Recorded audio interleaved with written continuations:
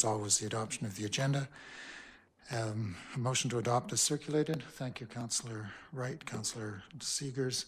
Any amendments, any deletions, any additions? Seeing none, all those in favor? As circulated, thank you. There are no appointments or delegations, and we move then to the minutes of previous meetings. These are for receipt.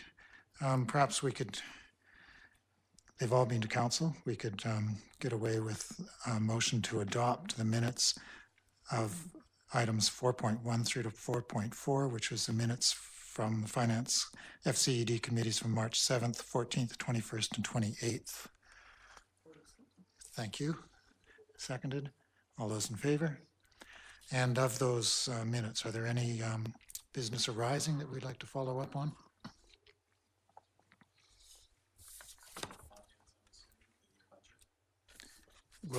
We'll be getting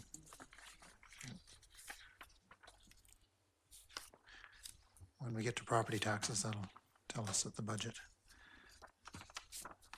is there.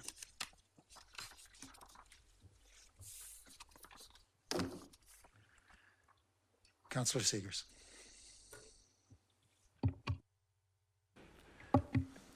Thank you. Do we have an update on Oceans Day? No, we do not. We have an email from a councillor who's trying to keep watch on it, saying he's going to do it himself starting tomorrow, starting yesterday. So we don't have an update on Oceans Day. We know that it's late and it needs to be get moving, but we're still waiting to hear from Sunshine Coast Conservation Association. Do you have anything to add to that? I can't see the microphones because of all the laptops.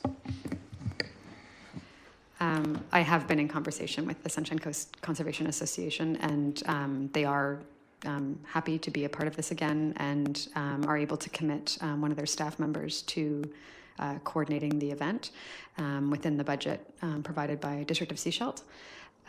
We are just, you know, it's just been a little bit of a challenge to schedule a meeting to actually sit down and get it all going, but they are definitely on board and are. It's just a matter of sitting down and having that initial meeting, which should happen next week. Okay, I think people that are going to be involved would like to know as soon as possible, and also for sponsors, we'd like to sort of give them the opportunity to get involved. So that's really what the councillors are thinking of, how fast we can let people know so they can coordinate for June 8th, is it? June 8th or 10th, somewhere in there. It's not very long. Councillor Seegers. Yes, on page 24, we were looking for information regarding the guidelines and background of the Community Planning Reserve, and I'm wondering if we have that information available.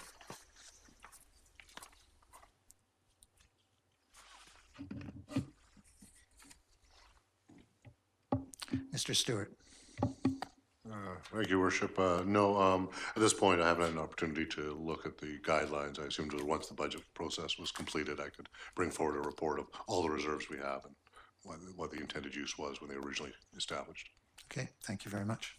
Just follow up. I thought we were potentially looking at this as a source of funds for some of the programs we were doing, but we needed to look at what the criteria was around it, whether or not that was something that was available. You want to take the first? I'm not aware of any specific motions that were made. I know it was discussed. Yeah, but it was discussed, yeah. Go ahead. But with the lack of any specific motion, I had assumed that there was no desire by council to change the funding as the budget was prepared. Okay. Any further business arising? I think there was I recall that discussion, there was some tentative, well, could it go here, could it come from here? But as you say, it was left at the stage of getting a report on all of the reserves so we can see how they can be used and maybe consolidating or not consolidating, but using them. But there wasn't a motion to change the budget at that time.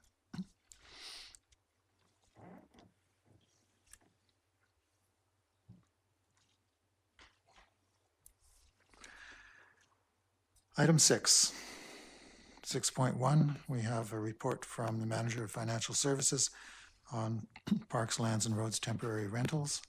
Motion to receive the report. Thank you, Councillor Seegers and Councillor Mueller. And I would then look to Mr. Curry to speak to his report. Thank you, Chairman.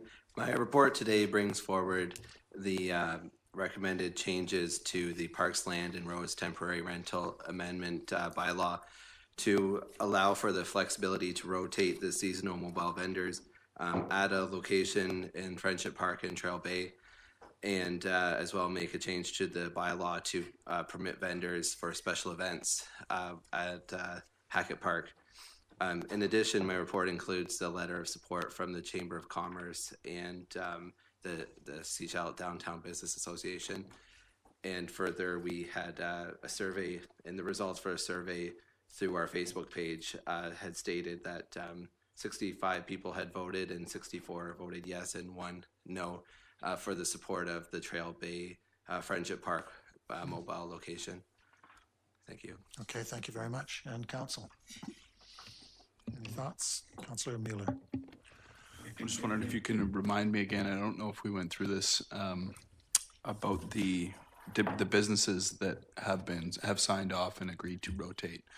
Can you remind us again what those businesses are? Because we have a letter here from the SDBA reminding us to source unique things, but I believe they were. Mr. Curry. That's correct. We do have they've all agreed to rotate between of the 3 food vendors that have applied for permits. One is a pierogi truck, a hot dog vendor, and the other is a yogurt and waffle pop, kind of a unique and trendy food that they'll have for sale. And the definition of unique food is hot dogs? Unique to the location, perhaps. It is a good idea to have innovative food products that may not be offered in other places. That's one of the often what food trucks do as a test pilot, try things out. So I'm sure that'll work. Jap Dogs in Vancouver was an example of a unique and innovative food truck that became a thriving business. Councillor Wright. Well, thank you, Mr. Chair. I had a question around in the middle of the report on page 27. There is a statement that says that mobile vendors in parks, beaches, school grounds, and municipal property. Do we have the ability to give permission for them to cater to events at school grounds?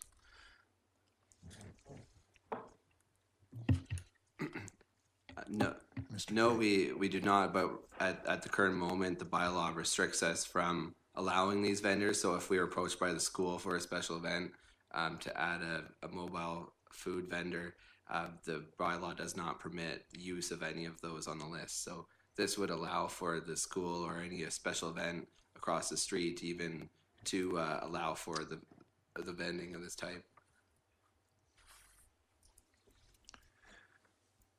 Okay, you follow that. We can prohibit, but we're not going to be making permission for them. Yeah. And Councillor Inkster. Hot dogs, the chair's favorite. I suppose. Yeah. It's good to see this particular bylaw or change in front of us because just to speak extemporaneously for a second, I wanted to know, in a sense, whether there's support from the Chamber and or SDBA, and obviously there's the Executive Director from the SDBA here, for anything other than food vending as part of these vending that we're allowing.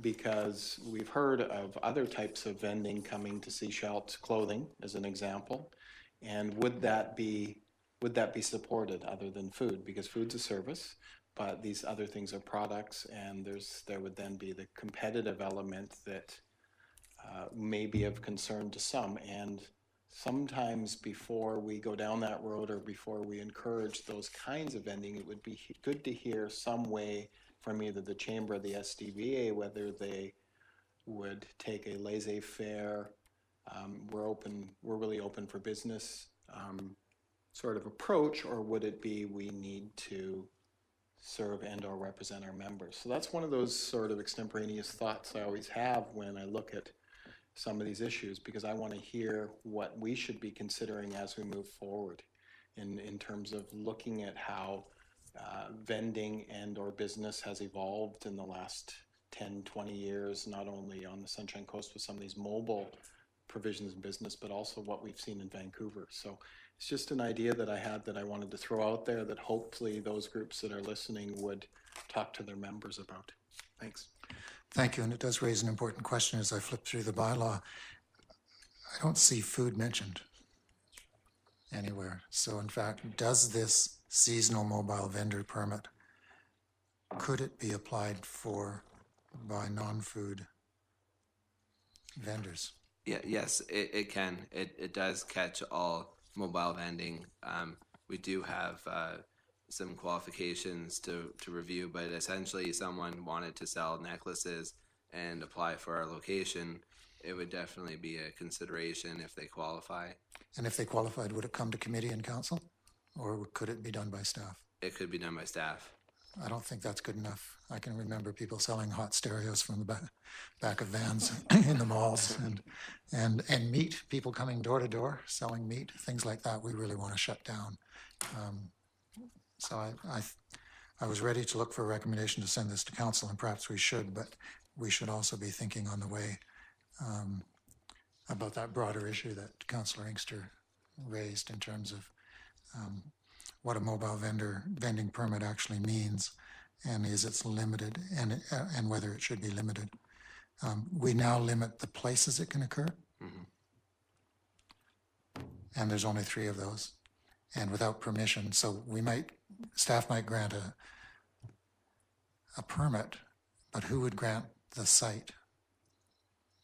Staff might do that as well. The sites are limited to those that are in the bylaw or established in the bylaw, which currently include Kinnickinnic, Davis Bay, and that's it. So if Trail Bay is added, there's the 3rd location. But if we've designated those 2-3 permits, then for the next season, nobody else can come in and use those sites. Well, we could rotate between more vendors if 5 applied. However, I don't think it would be feasible for a lot of them to operate on a 1/5 of the day or on a rotation where they only have access to the 2 good locations every 5th day.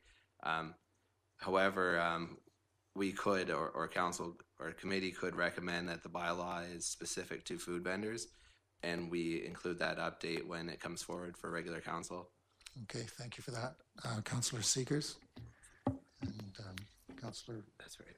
Councillor Seegers. Thank you. I seem to remember when this first came up, there was a request from a company to actually have rentals in Davis Bay for, boards and paddles and different kinds of things like that. And I thought that's what we were also looking at addressing, to allow them to do that. So, and if that's the case, how do we say only that and nothing else? I think we end up opening it up or not. Mr. Curry. My response to that is yes, we have an application in. We have in the current bylaw a smaller pad available at Davis Bay that's been established, not necessarily utilized, and that is one closer, a 10 by 10 spot closer to the washroom, which we're looking at allowing for the paddleboard and kayak rental place to operate from this summer as a trial, just because he wants to try it out to see how the market is. We could update the bylaw to have the rotational basis of vendors only for food trucks, so that between the larger pads, because it is very clear between the 2, so the distinguished smaller pad, I'm not sure the history if it was set up for more or less like someone to sell sunglasses or ice or something at Davis Bay, but it is a smaller pad where there isn't access from a vehicle, so I'm not sure why it was established, but we're going to use that to have the paddleboard operate from, and we could make an exclusion on the smaller pad versus the larger pad, which is to accommodate a food truck. Okay, follow up. Yes, and then the other please. part is, if we're looking at amending this for special events, right? Exemptions, or, yeah, exceptions for special event permits is what it indicates, although it's not in the recommendation that's coming forward. We could have potentially something like the clothing truck come and request a special special event permit, and then pretty much go anywhere in the municipality. As long as it's by a park or by a, so, The special event, that update was tied specifically to the criteria for a special event. So it would have to be specific to perhaps Canada Day or a downtown street festival or something to that nature. So a special event wouldn't be considered that it's the long weekend. There's nothing going on, but I want to operate in the park this weekend. okay, so there are guidelines and limitations around that. There are. It's tied right back to this special events permit. Okay, thank you. Thank you. And Councillor Wright? Well, thank you, Mr. Chair. So last summer, there was a clothing truck that was operating out of Davis Bay. There's lots of parking spots in Davis Bay. You just pull up to a parking spot, open the back of your truck and start selling. They didn't have any particular permission to do that. So what happens to somebody like that? Yeah. I'm gonna refer this one to Doug. I'm familiar with it, but I don't know the result. Mr. Stewart? Yeah, I don't know the specific result of that issue. I know they had set up on Calgary Street and they were asked to move along. Basically, it was in violation of our bylaws and would continue to be, and they would be ticketed and told to back up. And so who would ticket them?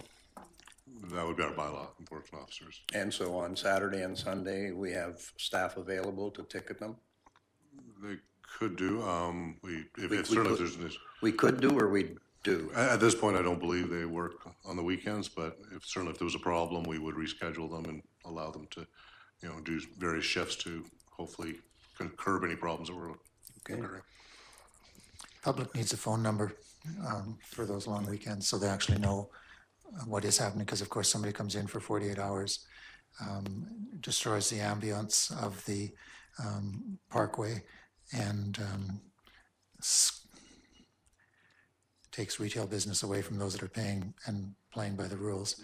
We need to be able to respond to that, and it is a problem because they're not going to be waiting till Monday morning, and they're not leaving forwarding addresses. They're just coming in and saying, oh, let's make this a little bit more like another country I used to be in where there's lots of vendors and they're harassing you on the beach. They just don't. I think we want to be really careful, and I want to come back to that in a minute. Councillor Mueller.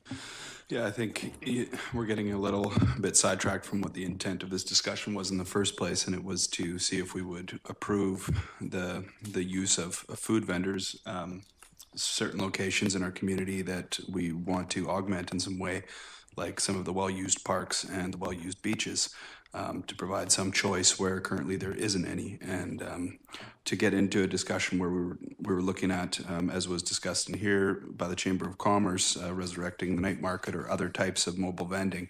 I think we would have to open up that conversation again and look at those a little bit more in detail. When we moved this forward to this point, it was in my mind only to discuss the issues of seasonal food vendors in those locations and not a broader discussion. So I understand that, but if we're going to recommend a bylaw to council and the bylaw has holes all through it, including item 6, 4D1, where 2 or more applicants, we have no limit on the number of applications. This looks like we could have 20 applications. We'd approve them all and just rotate them.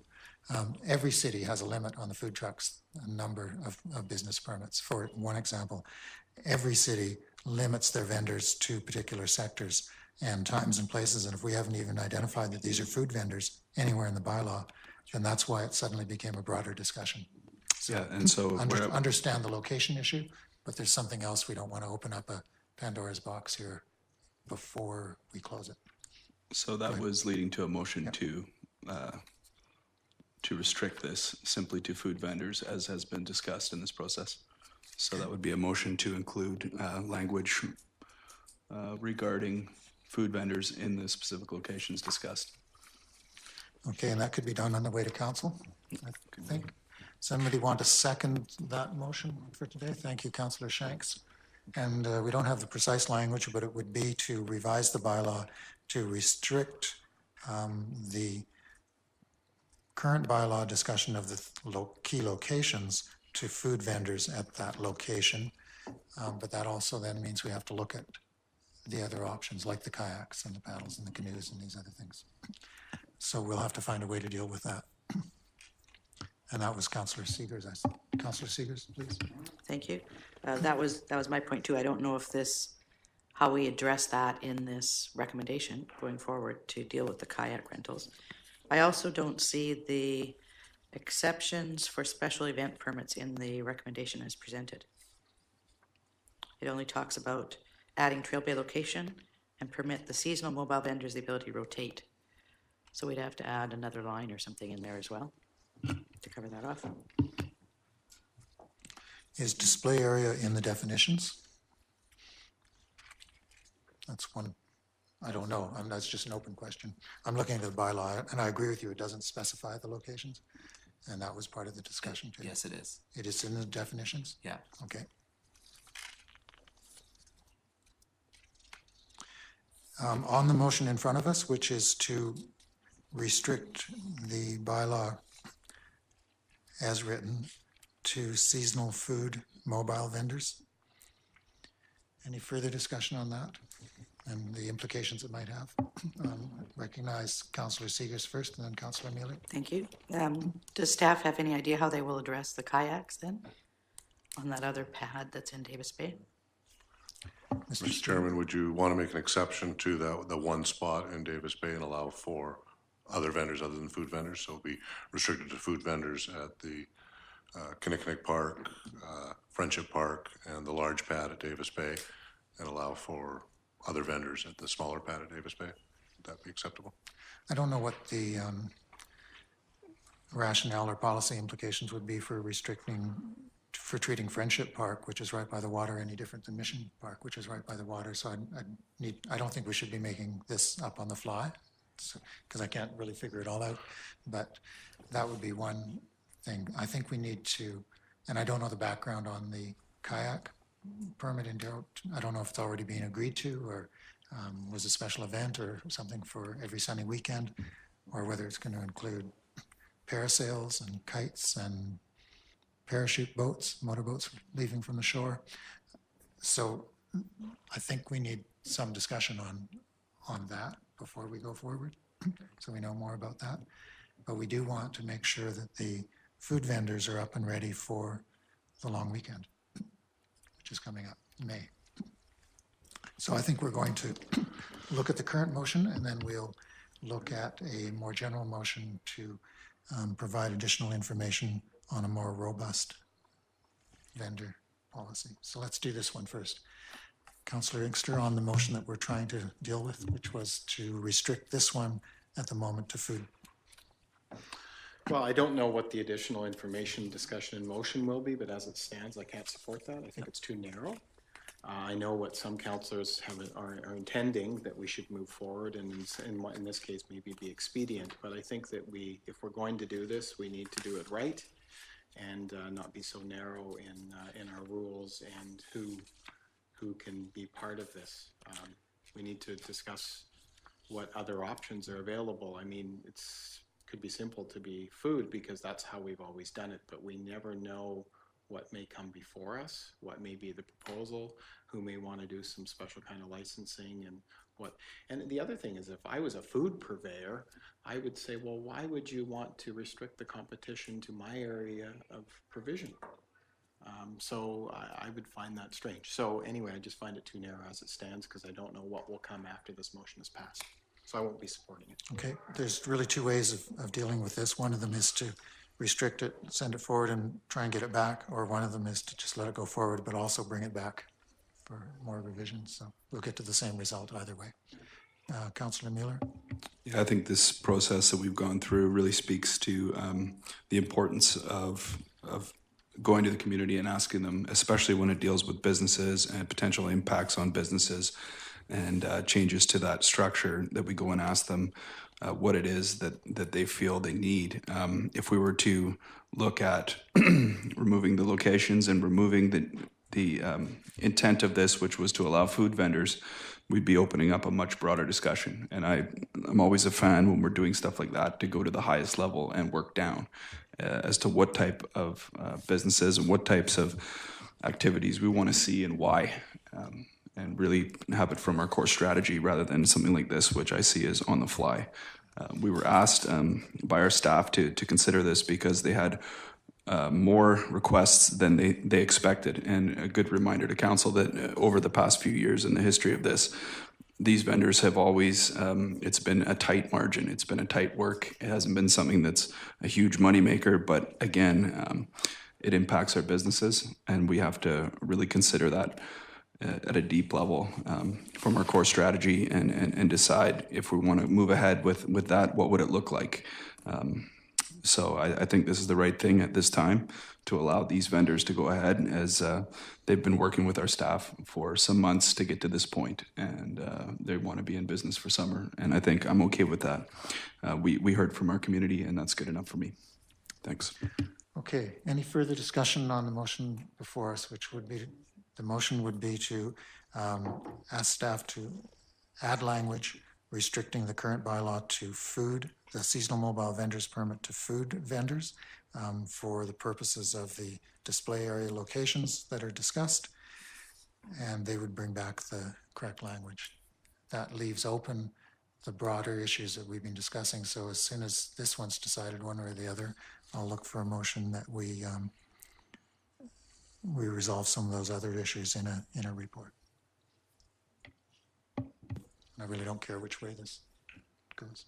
Councillor Seaver. So we'd be looking that staff bring forward for council's consideration the Parks, Lands and Roads temporary rental bylaw as amended to add the Trail Bay location and permit seasonal mobile food vendors the ability to rotate between the established locations, and to provide exceptions for the special events permits? No. That's Well, the other. we might get there eventually, but Okay, right now so the just this motion is part? the motion is just to amend this bylaw to restrict it to food. Then we'll be looking at a recommendation from this committee to forward the bylaw forward, and that's what that one will look like. But does the special event permit exception also apply to food or other items as well? It applies to other items as well. If I could just say to clarify, the expression of interest process for 2018 is completed, and the only interest are food vendors for the 3 locations that are in question. So that process being complete, if these changes are accepted and move forward, we can still update the bylaw before the end of the year, before we open up the request for expression of interest for 2019, so that in case anyone was worried that we could end up with clothing sales or someone selling stereos at one of our sites in this year, it wouldn't happen, and we could have the bylaw corrected before then. I agree that the bylaw needs a complete rewrite, and we're just working with what we have here to get the changes made so that we can accommodate the different mobile vendors this year. I beg to differ a little bit in the sense that the section on the top of page 30 indicates that applications you will have a expression of interest up till February 1st, and then applications can be received anytime after February 1st and continuing. So there's no closure with the intake. There's no closure at all. So that's a safeguard that isn't in place yet. Councillor Seegers. To your point, I think that was because in years past, we just haven't had people apply. That's right. And so we wanted to keep it open in case somebody was interested. So I understand that. Given that we have applicants now for all the locations, I don't see that as an issue with that. Well, we won't know, will we? Maybe not. That's the whole point of trying to think ahead. When would this special event permit issue raise its head? When would this return to council or committee? No. When will this create a problem for our community if we don't address the exceptions for special event permits? So the first time there's a special event, which. Canada like Day the- would be the, Well, April Tools Run, for example, April Fool's Run, which is just over, that was a special event. We didn't get Canada any Day, applications. any tournaments, is there other events, Siobhan, that? Yeah, Canada Day, Oceans Day, Pride. Oktoberfest. Pride would be another one. Yeah, anytime there's an event on our public roads or in our public parks, we're not supposed to be allowing anyone with a general mobile vending permit to be in those places, even though there's a special event. So the idea was that if there is a special event happening, then the organizers of that special event could have the option of asking a mobile vendor to participate in their event. So I know you were concerned before, the idea that the mobile vendor would approach us and request a special event permit and just call themselves a special event. That's not the intention. The intention is that there's a special event happening that's already been permitted, and that those special event organizers have looked for, mobile food vendors in particular would be the main one that you would typically see at those events. So if we're modifying this bylaw to limit it to food, right, which is already part of this, motion that's put forward, if we put the exceptions for special event permits at this time, it will still only apply to food. Is that correct?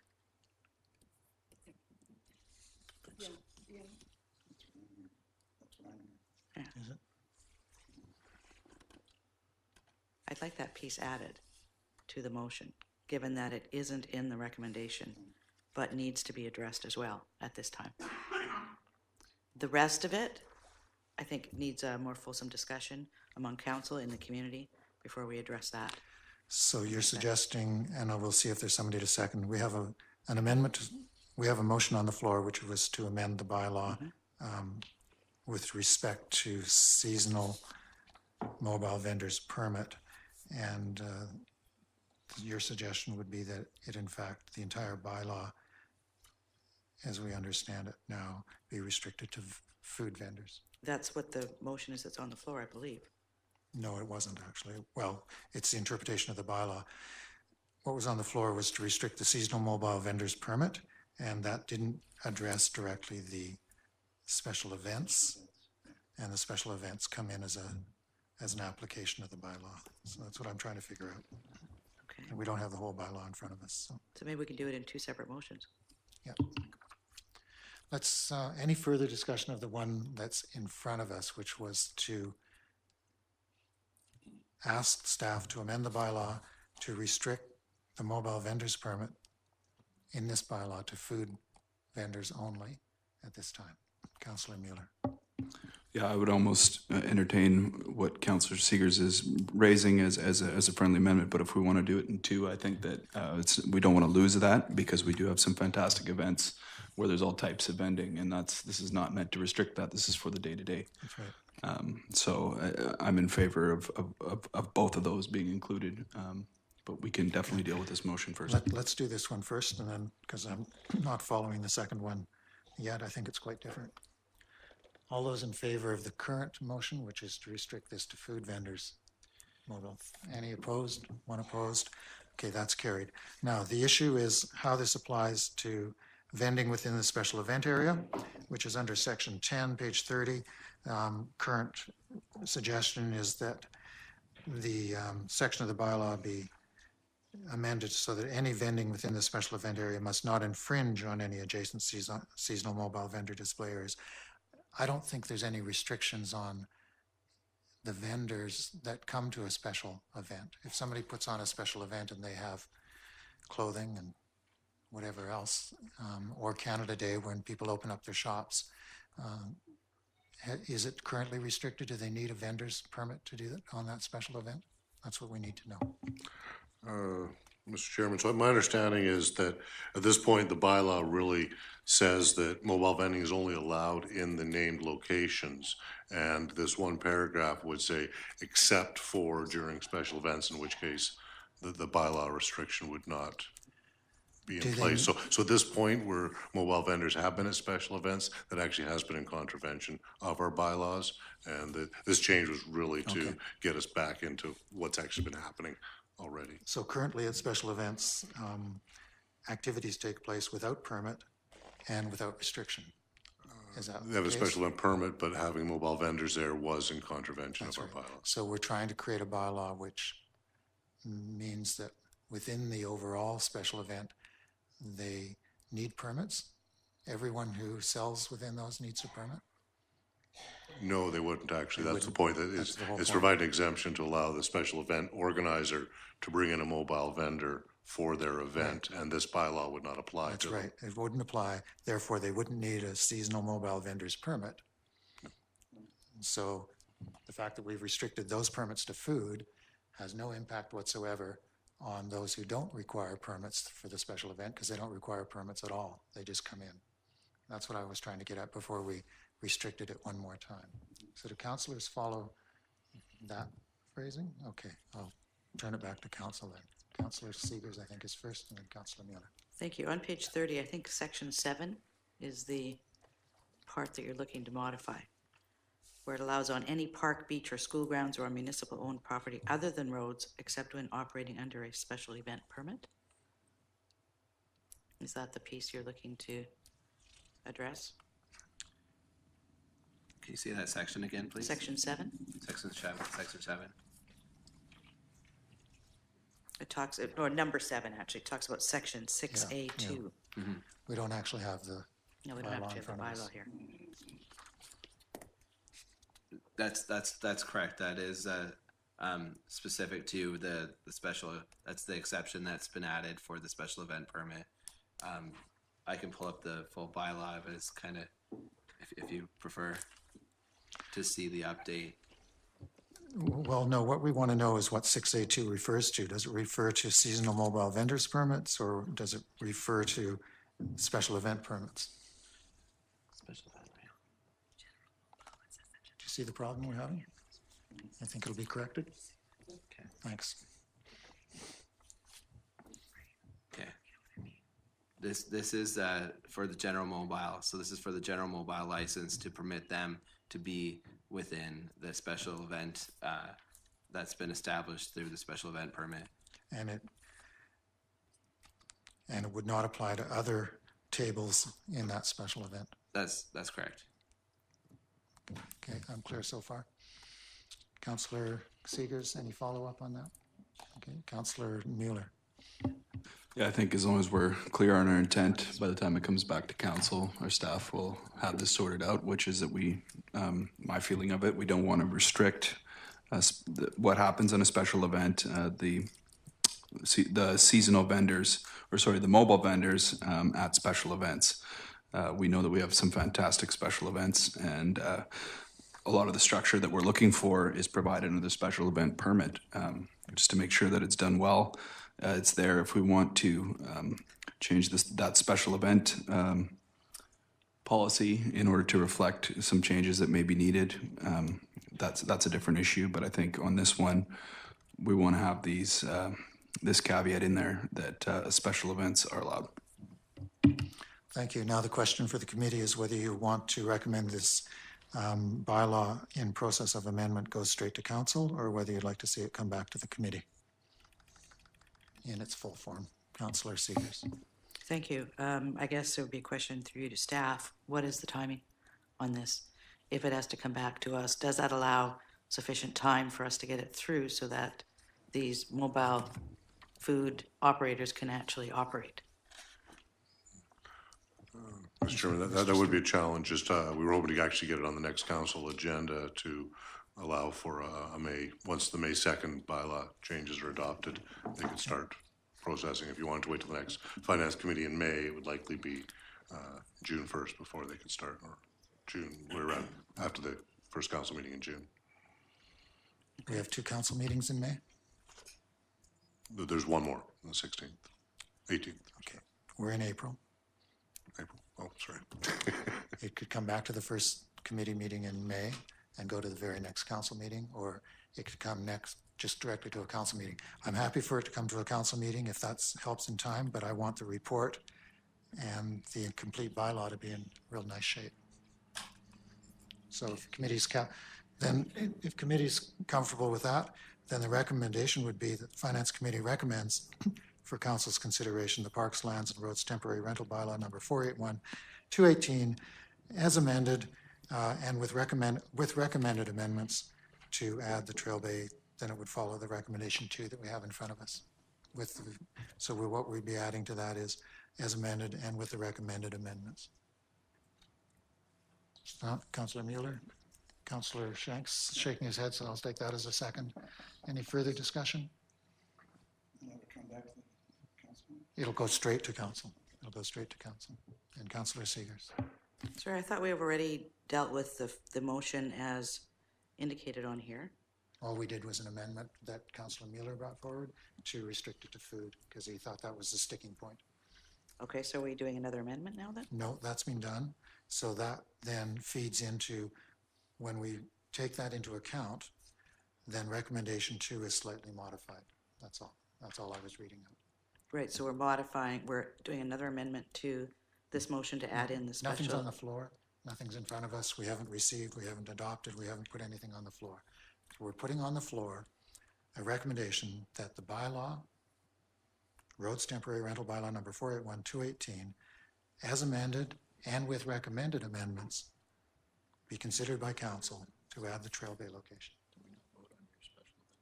No. That one's going to work. Yeah. Special events will work on this. Okay, so we're not using this amendment that's on here. We're just going to say, based on the amendments we've talked about at this table, staff is going to come back to council with a proposed bylaw? As amended in the report and with what they brought forward, Okay, with the minor amendment specific put forward by Councillor Mueller.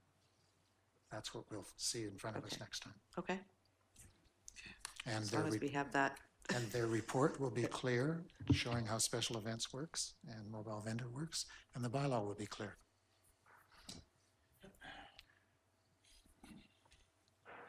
Councillor Inkster.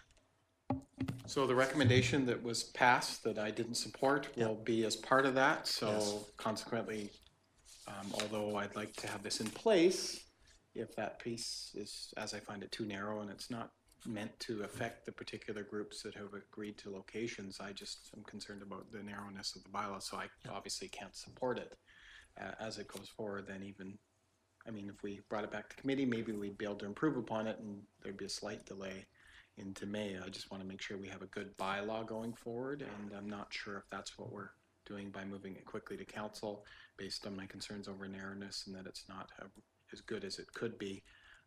Unfortunately, I just have to stick to my guns and not support it. That's understood. Yeah. And with your concerns being considered, as it comes to council,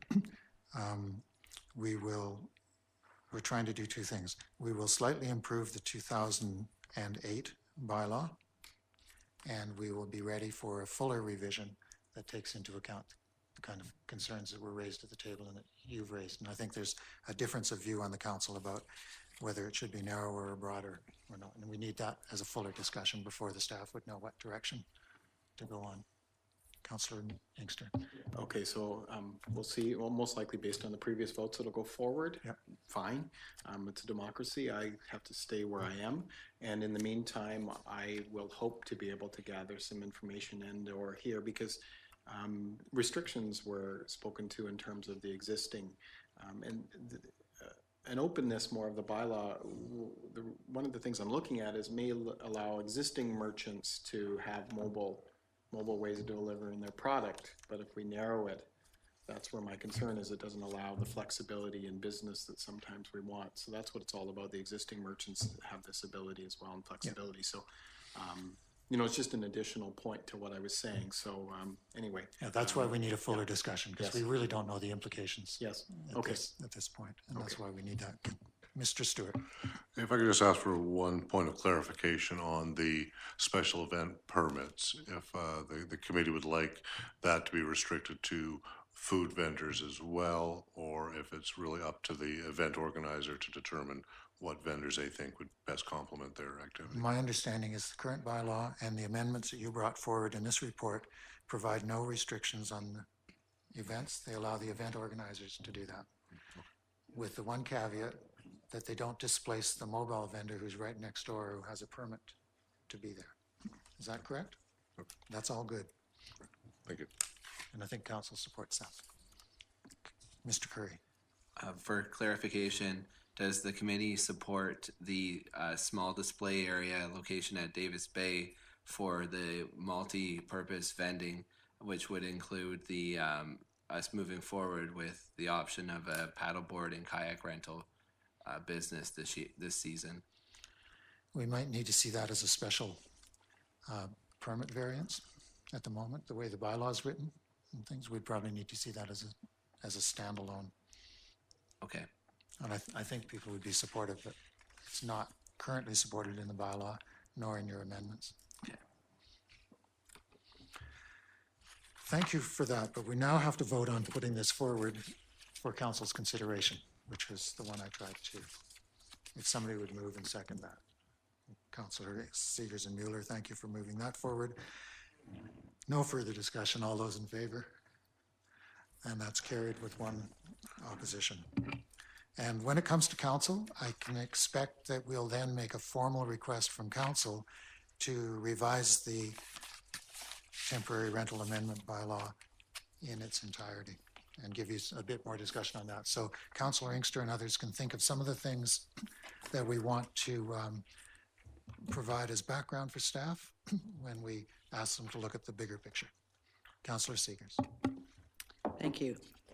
I think we should probably put a motion on the floor that we request staff come forward with some kind of variance for that, whatever you called that spot, the small display. Do you Small have an display area application? in Do you Davis have an Bay? application at the moment? Then yes, we need to bring that forward. If you can't process it, then you'd have to bring it forward to us. Right, but I think we need to put a motion on the floor so that they have that direction to bring it to council as well. Mr. Curry? Through the current bylaw as it's written, we have the ability to allow to permit that. Not if we restrict the bylaw to food vendors only. So As do it is- in the next 2 weeks? Yes, as currently it can. When we went to tender and spoke with this individual, we had the ability. If we restrict to food vending only, we will be limited. So that's fair. You're working within the constraints of the law, and that's appropriate. I think the council will need notification of that in the transition period. And I think what Councillor Seegers wants to make sure is that staff doesn't feel compelled to deny without bringing it forward. And I guess sometimes when things are out of order, you just deny them. Sometimes staff then brings them forward for our consideration. So this is one that we want to see considered. But if we're looking at having this passed before the long weekend, then that vendor will no longer be allowed.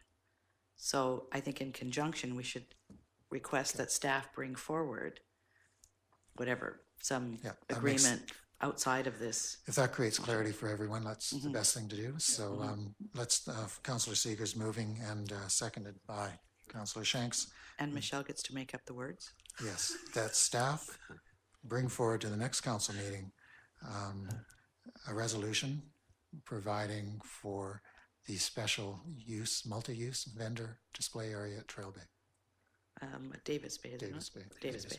Davis Bay. Yes, okay, Okay. thank you. That's moved and seconded. Any further discussion? Does that get to the point? Okay, all those in favor? Thank you. 40 minutes. Moving on to item 6.2, which is the reconciliation project. First, a motion to receive the report. Thank you, Councillor Seegers and Councillor Shanks. All those in favor? Ms. Smith, if you'd like to speak to this reconciliation project report. Yes, thank you. And I would like to acknowledge that we do have 2 members of the Reconciliation Project Working Committee in our audience today. This report is coming forward because at the regular council meeting of March 21st, council received a delegation from hereditary Sechelt chief Gary Feschuk and former District of Sechelt Mayor Cam Reid in regards to this project. And council did ask that staff come back with a report indicating how the District of Sechelt might support the project in the ways in which the project organizers are looking for. As identified in their project proposal, they were looking specifically for District of Sechelt to participate as a full partner so that there would be an opportunity for a greater opportunity for grants, tax receipting for donations, and potentially providing space for actually carving and raising a pole that's going to be part of this project. So as this report outlines, the District of Sechelt is, of course, able to apply for grants that municipalities are eligible to apply for any projects or activities that are projects and activities of the District of Sechelt. As well, within CRA's guidelines, we are permitted to provide tax receipts when we do receive gifts that qualify under the CRA's definition of what a gift is. Those two elements, though, in conjunction with a community project, we would need to have, this project essentially would need to be a project of the District of Sechelt, that we could say that we do have direction and control over our own resources and any monies earned or fundraised for this project. And in order to establish that, we would need a written agreement of some sort. So the proposal here is a written agreement with the Sechelt Nation and this working group. But, you know, the working group is, I suppose, open to finding ways to make this work. But if we were to be involved at a level of applying for grants and issuing tax receipts, we do need to ensure that we are staying within the CRA's guidelines for how and when we can do those types of activities. The other portion of the request in regards to providing space for carving and raising the pole, that it's a little bit hard to determine at this time, since it is somewhat dependent on the carvers who are hired to do the project and whether or not there might also be other options for land and spaces that Sechelt Nation might also be willing to provide. So that's something that would, as the project evolves, we might have space, they might have space. It's hard to commit to a particular space at this time, but certainly being open to that as something that we would work with the group on in order to help secure. Happy to answer any questions you might have. Councillor Inkster, I have one question, but Councillor Inkster first. Yeah, it'd be interesting to see what the discussions entail regarding the alternative spaces, because this is, I think, something that we want the public involved in terms of at least, I think there's some opportunities that were mentioned at the previous meeting about actually cutting a little piece in that the public can do with the logs. That's something that we just want to make sure it's in a publicly accessible space to do that in terms of the consideration. To me, Friendship Park and what was originally envisioned to be is a no-brainer, good location for me. I mean, so we'll see where that goes. Maybe it will directly, maybe that's where it will end up because of the good location that it is. And I think there's room there. We just have to consider things, I guess, going forward, like Oceans Day, because I know that it will be located on the front portion of the property as per last year if we go to that same location. And you know, this is, to me, the starting of, in a sense, some good ideas. I'd love to see us look at, and this is just for future, but just to throw it out there as some of our signs, to have some Sechelt language below it. Not sure about Wharf. I want to talk to Siobhan about that one because of some sensitivities, but Trail Avenue and some of our other Dolphin, we should maybe consider putting some language below that. But this is just sort of the start of those, I think, those discussions, and moving forward and doing this reconciliation would be a good start. Yeah. Yeah. Thank you. And I think it was primarily the location of the pole that was still to be determined, not necessarily the location of the project. Yeah. It's quite possible that the carving of the pole could take place in one place and the actual final siting of the pole would be somewhere else. That isn't uncommon, that you would physically walk the pole to the final location. So ideally not somewhere too far away, but certainly Friendship Park certainly was one of the options mentioned, or a suggestion mentioned. It's possible there'll be other sites. Okay. And if there's no other questions immediately, when you move to your recommendation, you mentioned a protocol agreement. I'm curious what you mean by a protocol agreement, or what you think was intended by protocol. Is it a letter of understanding? Is it a legal agreement? What are we getting into here? When the committee met last week, Gary Feschuk used the wording of a memorandum of understanding, is what he had suggested. I might refer to our CAO to see if he could provide some suggestion about the change in that. Mr. Yates. Yes, Your Worship. My experience with memorandums of understanding gets into laying out specific terms on how everything is going to go, and it didn't seem that that was something we were likely to get done quickly enough to meet the deadlines that Mr. Feschuk had announced at our council meeting. Working on a protocol agreement on how we will work together on this or anything else seemed a better way to go. My experience is the opposite. So I've seen protocol agreements left until the end of the treaty process because you can't get the protocol done. And the opening statement is the last thing you do because you finally have some agreement. So I'm happy. I think what we want is some lightly touched, enough agreement to get us going and not enough negotiation to slow us down or to disagree on. That's what we're really looking for. We just basically want to agree to work together on this process and do that with respect and acknowledgement, and not protocol agreement or an MOU might both be very heavy documents. That's why I'm wondering. So we want an agreement. We want, and I don't know what they need other than we want to make this a municipal project, and that will happen as it comes through committee to council. The band has made it a project and the working committee has made it a project. So I don't really know what more is needed here. Councillor Seegers. Thank you. We could just remove protocol in the motion as put forward. And then through you, Siobhan, we have a similar agreement in place with one other organization already, do we not? With regards to us accepting funds for them? Do we not? We don't have an agreement in place.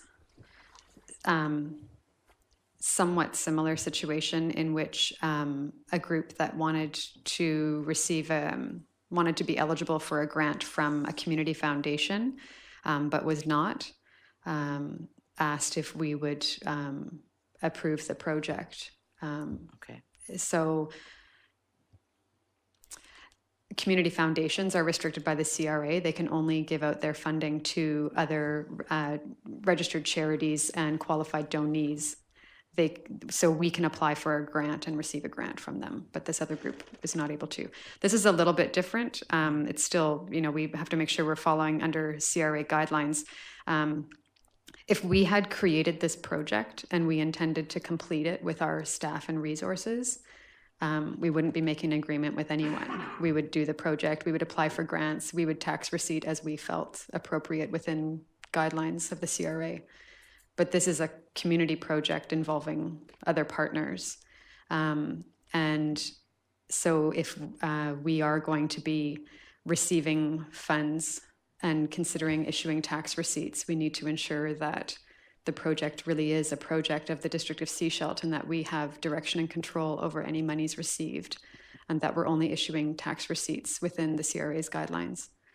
And that if another organization is fundraising for one of our projects on our behalf, that we do have some amount of control and direction over that fundraising.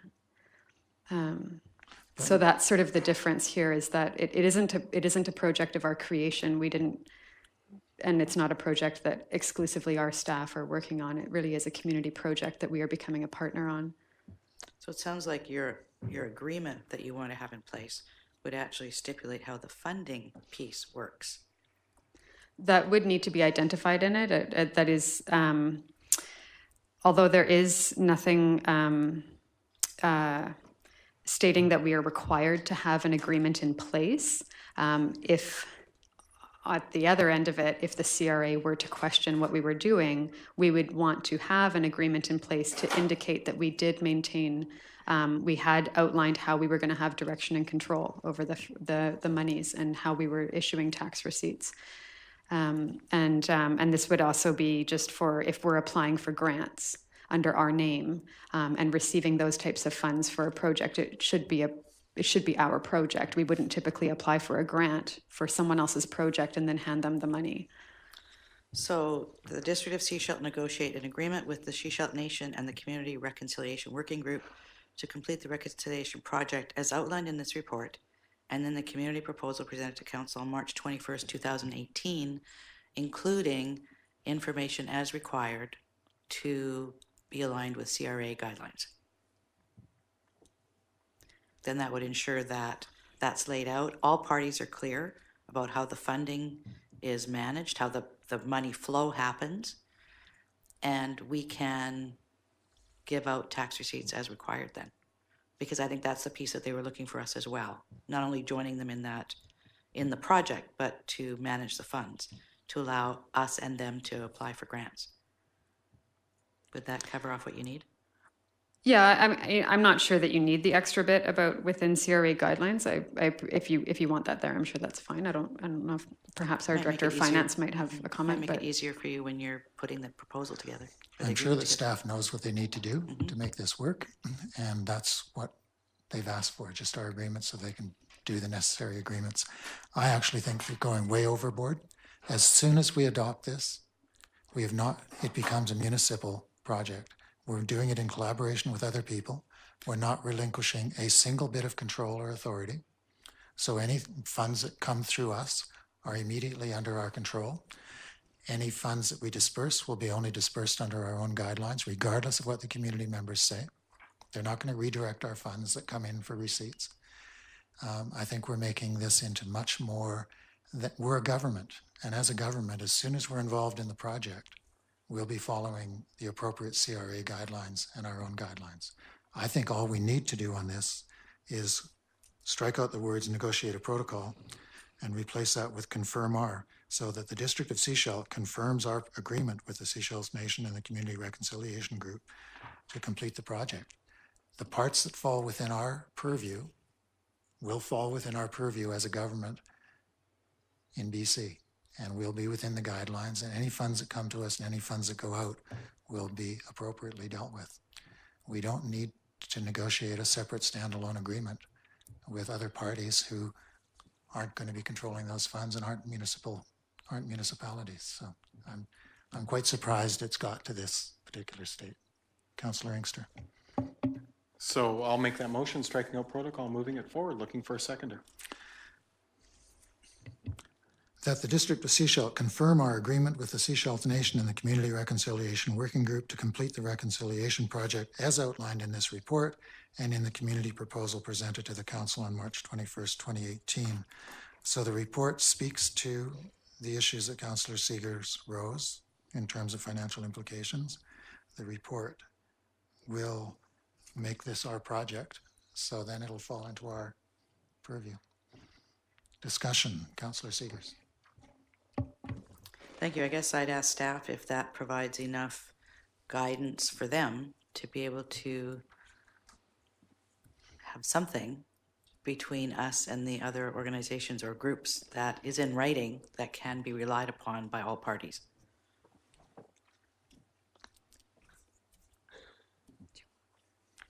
Mr. Stewart. Thank you, Mr. Chairman. I think it would. Really, the idea of the agreement was really to outline the district's expectations of the outcome of the project, simply to allow, if it comes to CRA, to prove that it was a district project. So I think we would still want to negotiate or have some written statement of what the intended outcome was before we started to issue checks and collect money, et cetera. So we would still follow that, regardless of whether it's specifically in the motion or not. Okay, thank you. And Councillor Mueller. So I'm happy with the way we made it more general. I think that in our strategic documents, it's very clear there that we want to work with the Sechelt Nation as much as we can. We're in the spirit and time of reconciliation. That is one of their number one guiding aims of their various government bodies. And I'm looking at this. We've done one in the past where it was community forest money that went towards the statue that's up at the band hall now. That was a great project, but I think we need to do more. And I'd like to see it as a general way, just to say generally, yes, we agree with this project and potentially others. So I don't want to get into the bureaucratic nitpicking that we could do on this, and I think we should just move ahead and allow staff to make it work behind the scenes, but to very clearly come out and say as a council, yes, we support this, and we could potentially support others as well. Seeing no further discussion, all those, oh, sorry, Councillor Seegers. A question again through you to staff then. If you put some kind of agreement document together, which I'm hearing you're still going to do, does that need to come back to council for ratification? That'll be council's decision, and if it fits within our resolution, it won't need to come back. If it strays outside and we find out about it, we'll want to see it. Mr. Yates? Yeah, I think we can just do up a simple letter and move on. Thank you. Any further discussion? All those in favor? Thank you. That's got full support to confirm. It's actually, as Councillor Mueller mentioned, the One Legacy project, it's not dissimilar to the Wharf Restoration Project, which was a community project initiated by the community, stepped into by the municipality because it was one of their assets. All of the fundraising was done by the community. Tax receipts provided by the district. That was done by the former council. I know they sometimes didn't play by the book, but they played close enough to the book on that one to do it correctly. And it was not a difficult project, and it raised about $125,000 in the community, money from Ice-T, another $125,000, and about $75,000 to $100,000 from the district. We're not going to contribute that amount, but it's not dissimilar in the sense that the initiative came from the community. It ended up being an asset that was the district's, but it was a district's project in the sense that funds flowed through there. So I think we can use that as a model as well. Item 6.3, which is actually the one I think we were waiting for today, 2018 property tax rates. Thank you, Councillor Shanks. Seconded by Councillor Wright. All those in favor of receipt? None opposed. Mr. Stewart. Thank you, Mr. Chairman. So, the last Finance Committee meeting, the committee basically approved a total property tax increase of 5.78%, 3% being for the infrastructure renewal, and 2.78% for operational needs. So really the next step for me then would be to determine the tax rates for each of the different property classes now that we know the total revenue to be collected. But my normal way, shall we say, would be to apply the tax rate increase across the board. Because of the various changes in assessments, that does change the multiple between the various property classes. As that was something raised last year as a concern, I thought it best to bring the options back to the committee to decide how you wanted to apply the property tax increase. So the report basically goes through initially just the calculation process to help you understand sort of how I ended up with the numbers I did, and the final numbers on schedules 1 and 2 basically propose the two ways of looking at the tax increase. Schedule 1 simply takes the total tax increase, revising the property tax number based on the assessment increase and then applying the 5.78% across the board. Because of the change in assessments, commercial only went up about 10% and residential went up about 16%, you end up with a slightly difference in the tax multiple rate. So you have Schedule 1 there on page 57, the business multiple goes to 2.37, up from 2.21 last year. The other way to do it is to start with the multiples and try to keep them the same, which then means the tax increase is applied differently depending on the various classes. So you can see on Schedule 2, although the multiples are the same as they were in the prior year, the tax increase affected by each group of properties changes significantly, where residential goes up about 7.2%, but commercial actually sees a 0.13% decrease in their taxes. When I say decrease, this is based on what the same group of taxpayers in 2017, how much that group would pay in 2018 as a total dollar amount, excluding the properties that came on as growth. They're sort of added on extra at the end. So this is looking at just current taxpayers from last year and how much they would pay this year. So I'm recommending that we go with Schedule 1, which keeps the tax rate increase equal across the board, but does change the multiple slightly. I do have a spreadsheet here, so if you don't like either of these options, we can actually start playing with various multiple options and show you the impact of them if you wanted to go that route. Thank you. Thank you. And Councillor Inkster will start this discussion or clarifications of the report. Councillor Inkster. So I'm assuming, based on what Mr. Stewart has done the last number of years, that if in fact the multiple for business gets up too high, or there's an adjustment, that there'll be an adjustment in the other direction based on the work that's been done previous. It's interesting that this has moved up, because we had a commitment, although it hasn't necessarily seen the result of a number of larger business construction and relocation that I had hoped would happen, of a commitment of around 2.0. And if in fact there's not that commitment, it would be good to hear that, because we're certainly moving away from it when we go up to 2.37. So that's just my concern. I was hoping, I'm glad to see the comparables were in the lower half and actually are at the bottom, although it would move up under this new scenario. So I was looking, do we know what Gibson's is as an example? Do we know? Is it 3 or something like that? Or, I mean, it's always about comparing. Yeah, it used to be 3.5 actually. But, jurisdictions. It'd be useful to know that. Paul River. Is Paul River on there? Paul River's not on there. But those were the ones that we used to compare to previously, just because there are sort of our competitive commercial markets and coastal location. Anyway, obviously you'd have to quickly look. I think Mr. Curry is, but those are just my concerns: is how far are we going to be moving away from the previous commitment, although with a different set of council members, mostly to try to keep it as close to 2 as possible to encourage business development. Thank you for that. Any other comments on the ways of doing this in keeping the tax increase exactly the same for all property classes, and therefore for all properties within those classes? Everyone would see a 5.78.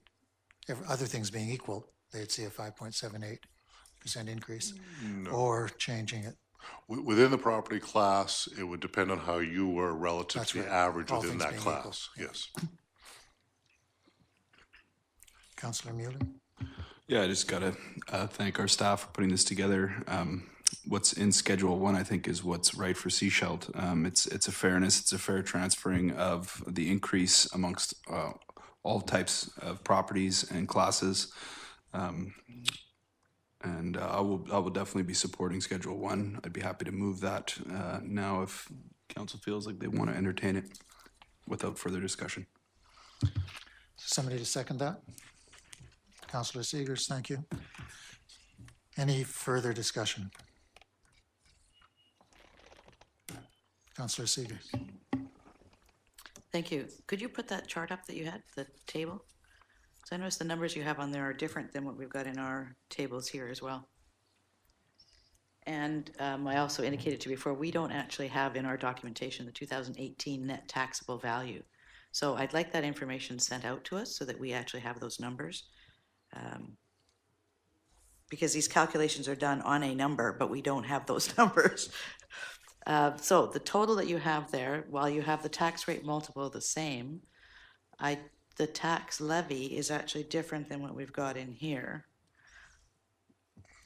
A little bit. Yep. Yeah. just a few dollars out right now.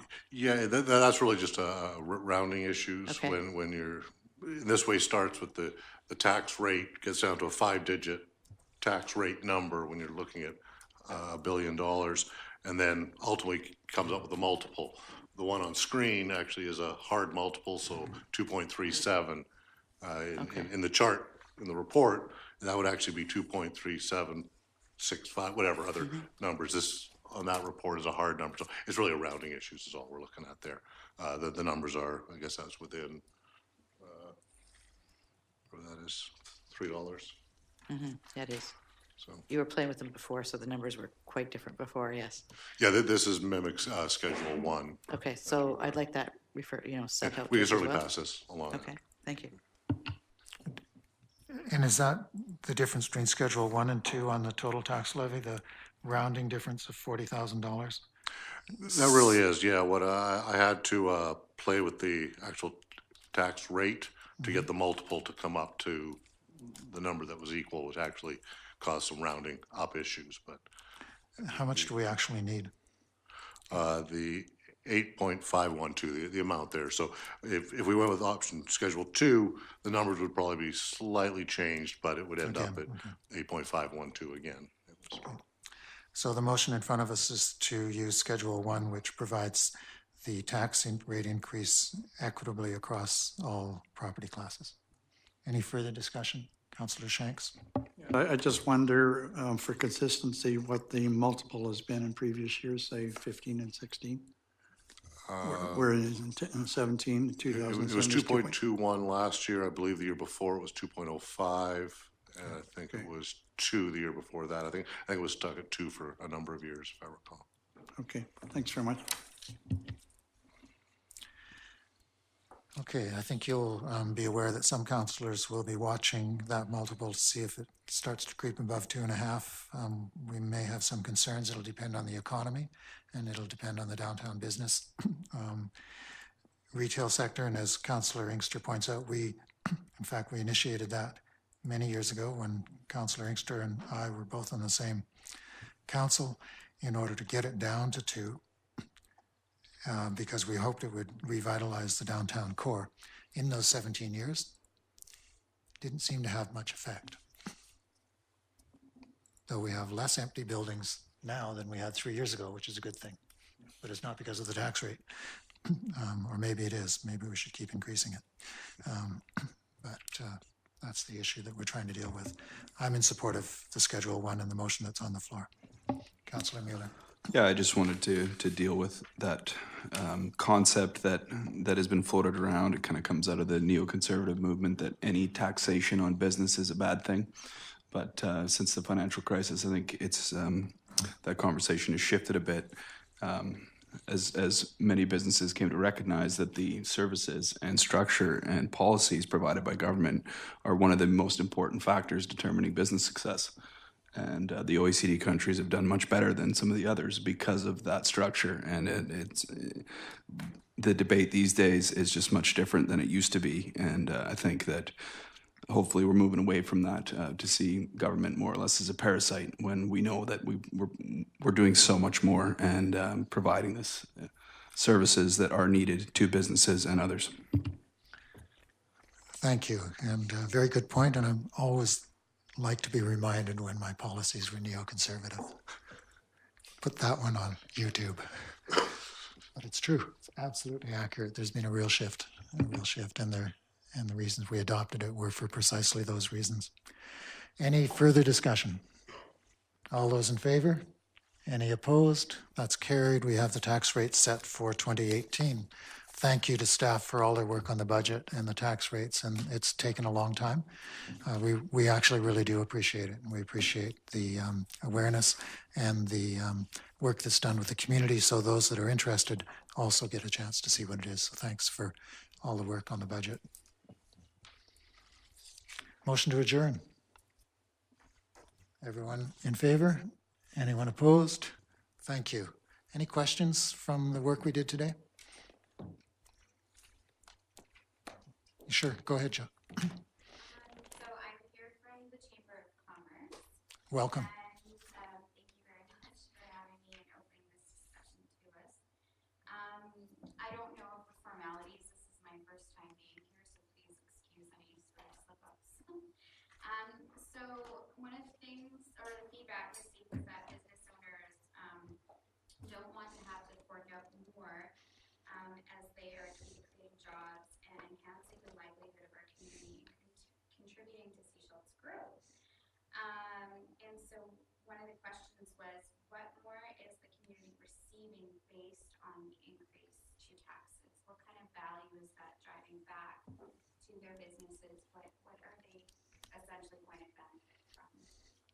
Well, they're going to benefit by having a very healthy community in which the services that they've come to expect over the last couple of years are actually maintained and fully funded.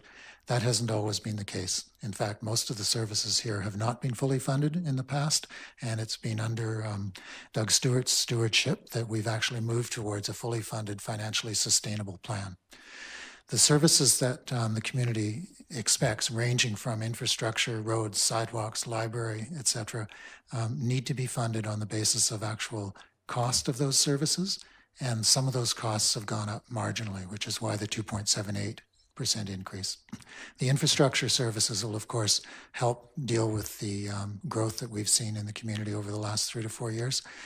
More people using the old roads means those old roads decline even faster. So when we were elected in 2014, and in fact many years before that, previous councils were dealing with the infrastructure deficit, the fact that the infrastructure had not been maintained. So that's where the 3% increase comes from. We need to maintain the infrastructure at least at a workable level and not in a constant decline. The more people that are using those roads and sidewalks, the faster they decline. So we've tried to put in an asset management support for those over time. So that'll be one really important factor that the business community will benefit, because the overall community will be healthier and will be able to access and we'll be able to direct funds where they're most needed. The worst thing for business is when governments are directing their funds helter-skelter and just expending things. The best thing for business is to have a stable economic environment and a stable fiscal environment. So we're trying to put in place an absolutely flat stability for businesses so they know what's coming and going and they know what they can trust and sustain. No fluctuations, no surprises, and no shocks. So what you're saying is basically one of the key services or projects that you're currently looking at is an infrastructure, and that's for roads and sidewalks. Or is there anything else? That's about half, and the other half is just keeping the operations, that your current service levels the same. So the boulevards, the parkways, the parks, trails, the current services that people see, garbage collection, those kind of things stay as, shouldn't have used garbage collection, that's a separate fee, it's funded differently. But the services that we're used to having are maintained. Bylaw enforcement is a big one for the downtown core. They probably consume a large portion of our bylaw enforcement time and effort. Parks and beautification are a large part. Every one of those hanging baskets requires maintenance and things. So it depends if you're looking at business across the whole district, and I think the Chamber does, more than just the downtown Cowrie Street. But I think what you'll see is a community that thrives because people want to live here, and therefore they'll be supporting businesses. And then I just have some comments on the mobile vendors. In listening to your conversation as somebody who's actually worked with a mobile vendor event in Vancouver, one of the things that I wanted to point out was the need for the appropriate appointment of vendors for the areas that you're looking to operate in. So one of the big things that we sometimes do with mobile vendors is we go, here's your permit, set up anywhere, but we don't realize that each space is maybe not appropriate for that vendor. So I hear some talk about, a clothing vendor. In my opinion, as a business owner and someone who develops businesses, that clothing vendor would maybe be more appropriate closer to a downtown core rather than at a beach or a park. Because if we look at buyer behavior and the way that people want to enjoy their time in those areas, specifically, they're not looking for really a shop experience. They're looking for entertainment, they're looking for